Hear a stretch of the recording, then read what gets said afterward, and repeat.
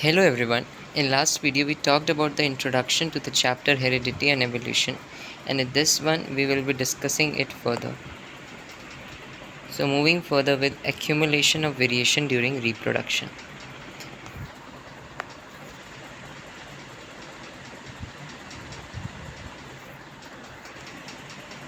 Inheritance from previous generation provides both a common basic body design and subtle changes for the next generation.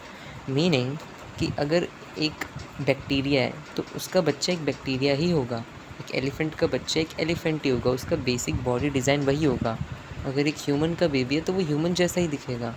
तो ये चीज़ कौन decide कर रहा है? एक ह्यूमन का बेबी एलिफेंट जैसा तो दिखता नहीं है, क्योंकि वो पेरेंट्स ही डिसाइड कर रहे हैं, क्योंकि उन्हीं का जो कॉमन बेसिक बॉडी डिज़ाइन है वो इनहेरिटेंस के थ्रू ही पास हो रहा है from parents to the generation. और इस बेसिक बॉडी डिज़ाइन के साथ साथ जो छोटी मोटी इनएक्यूरेसीज़ हो जाती हैं डीएनए कॉपिंग में, अगर एसेक्सुअल रिप्रोडक्शन की बात करें या फिर अगर सेक्सुअल रिप्रोडक्शन की बात करें तो उसमें वेरिएशंस आनी बहुत कॉमन होती हैं, डिफरेंट कॉम्बिनेशंस बन जाते हैं, वो सब भी हम इस चैप्टर में देखेंगे। तो वो भी आती हैं जो जिन्हें हम सटल चेंजेस या वेरिएशंस बोलते हैं। Now think about what would happen when this new generation in turn reproduces. The second generation will have differences that they inherit from the first generation as well as newly created differences.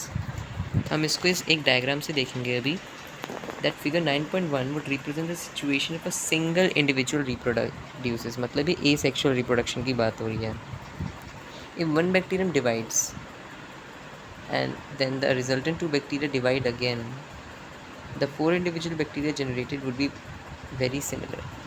Similar ही होंगे, obviously बहुत similar होंगे, क्योंकि एक तो asexual reproduction है तो variation वैसे ही बहुत कम हो जाएगी। एसेक्सुअल रिप्रोडक्शन में मैंने बताया था क्लोन्स बनते हैं, लेकिन फिर भी थोड़ी बहुत वेरिएशंस आ सकते हैं ड्यू टू, इधर लिखा है, small inaccuracies in DNA कॉपिंग।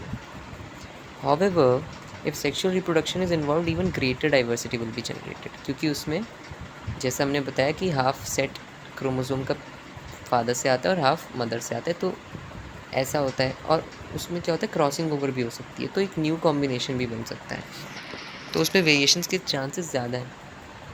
Asexual reproduction में क्रॉसिंग ओवर नहीं होती है। अब इधर देखते हैं इस डायग्राम में, ये एक बैक्टीरिया है, ये फर्स्ट जनरेशन है और ये सेकेंड जनरेशन है। तो ये बैक्टीरिया जब डिवाइड किया दो में, तो ये देखो इसका, ये अगर हम इसको मान लेते हैं हेड है और ये हैंड्स हैं और ये नीचे लेग मान लो और ये बॉडी मान लो, ओके। तो अगर आप ध्यान से देखो तो जब इसने डिवाइड किया दो में, तो यहाँ पे इसका ये हेड रेड कलर का हो गया, दिस इज़ अ वेरिएशन। इधर जो लेग हैं वो ग्रीन कलर के हो गए, अगेन वेरिएशन। अब ये दोनों आपस में भी अलग हैं और ये दोनों अपने पेरेंट्स से भी अलग हैं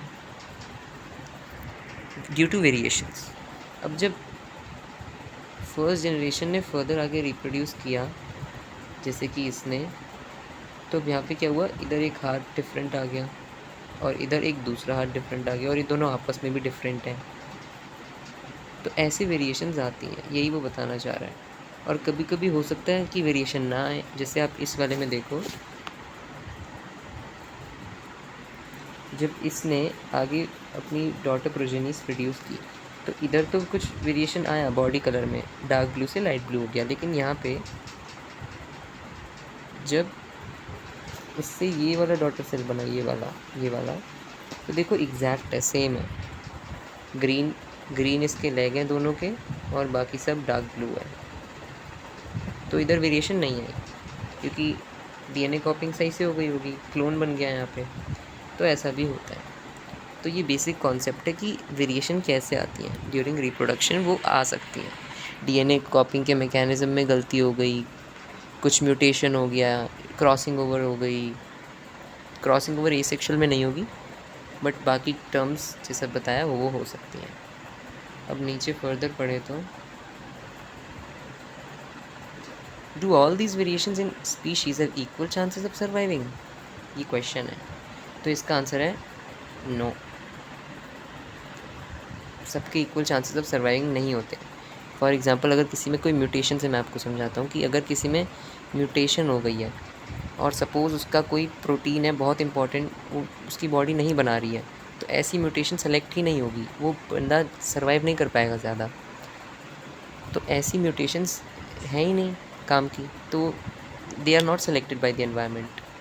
Only the mutations or the variations which are helpful, only they are selected by the nature and only they are transmitted further. Okay, so इसने इसका आंसर खुद दे दिया है, obviously not. Okay, moving further, depending on nature of variations, different individuals would have different kind of advantages. बिल्कुल, अब हो सकता है एक वेरिएशन कुछ एडवांटेज ऑफर करती हो जो दूसरी वेरिएशन ना करती हो, और दूसरी वेरिएशन जो एडवांटेज देती हो वो पहली वेरिएशन ना देती हो। जैसे इधर एक एग्जांपल है, bacteria that can withstand heat will survive better in a heat wave. Suppose कि जैसे कि अगर मैं इससे समझाऊँ कि सपोज़ ये एक बैक्टीरिया था, अब इससे एक ये बैक्टीरिया बना और एक ये बैक्टीरिया बना। सपोज़ इसमें जो वेरिएशन आई उस वेरिएशन ने इसको हीट रेजिस्टेंट बना दिया, हीट रेजिस्टेंट बना दिया, और इसको नहीं बनाया। तो अब जब बहुत ही हीट होगी, मान लो बहुत तेज़ सन है, मतलब एनवायरनमेंट इसका बहुत हीट है एनवायरनमेंट में, तो ये सर्वाइव करेगा और ये मर जाएगा।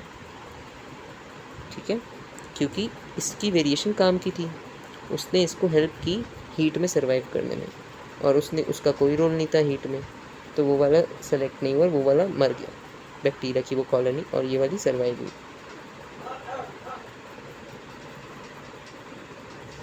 नेक्स्ट,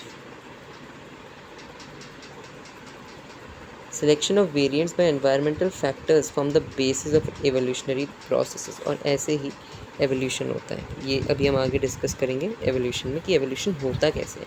ऐसे एवोल्यूशन होता चला जाता है, सालों लग जाते हैं।